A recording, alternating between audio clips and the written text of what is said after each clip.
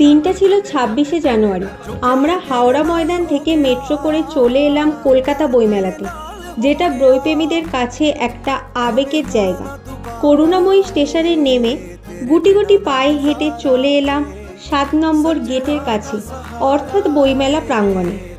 এটা ছিল ৪৯তম Kolkata book fair.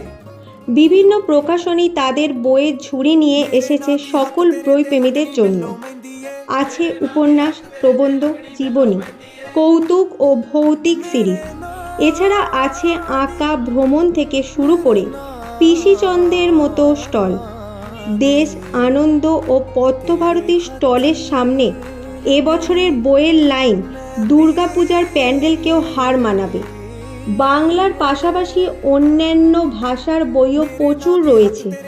এছাড়া রয়েছে মায়াপুর নবদ্বীপের বিখ্যাত লাল দই, ক্ষীর, পাটিসাপটার মতো আরও অত্যাধুনিক কিছু মিষ্টি। আর আছে বিখ্যাত কিছু খাবারের স্টল। যদিও বেশ কিছু খাবার স্টলের দাম খুব বেশি ছিল বলে আমার মনে হয়েছে। যাক, এখানেই আমার বইমেলা শেষ হলো।